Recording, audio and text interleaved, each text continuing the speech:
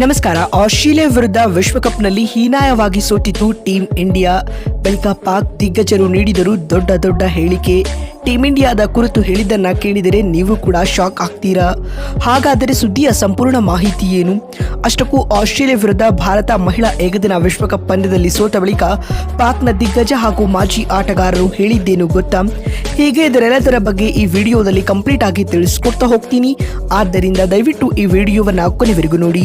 ಆದರೆ ಅದಕ್ಕಿಂತಲೂ ಮುನ್ನ ಯಾರನ್ನೂ ನಮ್ಮ ಚಾನೆಲ್ಗೆ ಸಬ್ಸ್ಕ್ರೈಬ್ ಮಾಡಲಿವೋ ಸೊ ದಯವಿಟ್ಟು ಈ ಕೂಡಲೇ ನಮ್ಮ ಚಾನೆಲ್ಗೊಂದು ಸಬ್ಸ್ಕ್ರೈಬ್ ಮಾಡಿ ಮತ್ತು ಈ ಕೂಡಲೇ ಈ ವಿಡಿಯೋಗೊಂದು ಲೈಕ್ ಮಾಡಿ.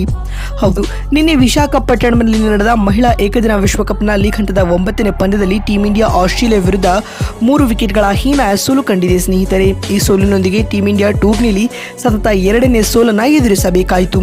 ಈ ಪಂದ್ಯದಲ್ಲಿ ಟಾಸ್ ಸೋತು ಮೊದಲು ಬ್ಯಾಟಿಂಗ್ ಮಾಡಿದ ಭಾರತ ತಂಡ 330 ರನ್ ಕಲೆ ಹಾಕಿ ಸರ್ವಪತನ ಕಂಡಿತು. ಟೀಂ ಇಂಡಿಯಾ ತಂಡದ ಪರ ಆರಂಭಿಕ ಆಟಗಾರ್ತಿ ಸ್ಮೃತಿ ಮಂದಾನ 66 ಎಸೆತಗಳಿಂದ 80 ರನ್ ಹಾಗೂ ಪ್ರತೀಕ್ ರಾವಲ್ 75 ರನ್ಗಳ ಕೊಡುಗೆ ನೀಡಿದರು.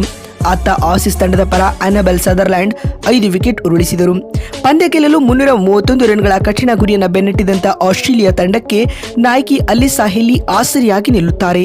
ಬರೋಬ್ಬರಿ 142 ರನ್ ಬಾರಿಸುವ ಮೂಲಕ ಆಸ್ಟ್ರೇಲಿಯಾ ತಂಡದ ಗೆಲುವಿನಲ್ಲಿ ಮಹತ್ತರವಾದ ಪಾತ್ರವನ್ನು ನಿರ್ವಹಿಸಿದರು. ಇನ್ನು ಕೊನೆಯಲ್ಲಿ ಬಂದ ಎಲ್ಲಿಸ್ ಪೆರಿಯು ಕೂಡ ಸ್ಫೋಟಕ ಆಟವನ್ನು ಆಡಿದರು. ಪರಿಣಾಮವಾಗಿ ಆಸ್ಟ್ರೇಲಿಯಾದ ವನಿತೆಯರ ತಂಡ ನಿಗದಿತ ಟಾರ್ಗೆಟ್ ಅನ್ನು 49 ಓವರ್ಗಳಲ್ಲಿ ಕೇವಲ 7 ವಿಕೆಟ್ ಕಳೆದುಕೊಂಡು ಸುಲಭವಾಗಿ ಚೇಸ್ ಮಾಡಿತು. ತಂಡದ ಪರ ಅಲಿಸಾ ಹೆಲಿ 142 ರನ್ ಹಾಗೂ ಎಲ್ಲಿಸ್ ಪೆರಿ ಅಜಯ 47 ರನ್ಗಳ ಇನ್ನಿಂಗ್ಸ್ ಆಡಿದರು. ಇತ್ತ ಟೀಂ ಇಂಡಿಯಾ ತಂಡದ ಪರ ಶ್ರೀಚರಣಿ 3 ವಿಕೆಟ್ ಪಡೆದುಕೊಂಡರು.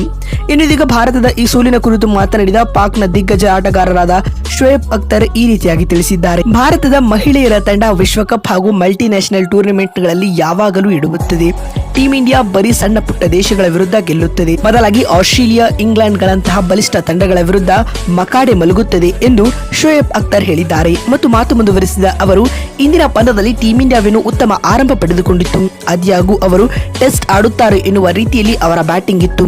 ಪ್ರತೀಕ್ ರಾವಲ್ ಬರೋಬ್ಬರಿ 95 ಎಸೆತಗಳಲ್ಲಿ ಕೇವಲ 75 ರನ್ ಬಾರಿಸಿದ್ದಾರೆ. ಶಫಾಲಿ ವರ್ಮಾ ಆಡಿದರೆ ಪಂದ್ಯದ ಫಲಿತಾಂಶವೇ ಬೇರೆಯಾಗುತ್ತಿತ್ತು.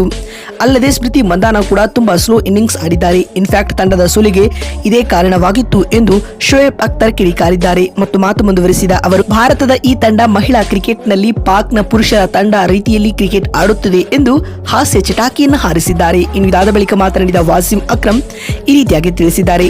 ಟೀಂ ಇಂಡಿಯಾ ಇಂದಿನ ಪಂದ್ಯದಲ್ಲಿ ತೀರಾ ಕಳಪೆ ಪ್ರದರ್ಶನ ನೀಡಿದೆ. ಆದ್ಯಾಗೂ ಆಸೀಸ್ ತಂಡದ ಪರ ಅಲಿಸಾ ಹೆಲ್ಲಿ, ಎಲ್ಲಿಸ್ ಪೆರಿ ಹಾಗೂ ಆಶ್ಲೆ ಗಾರ್ಡನ್ ಉತ್ತಮ ಪ್ರದರ್ಶನ ನೀಡಿದರು.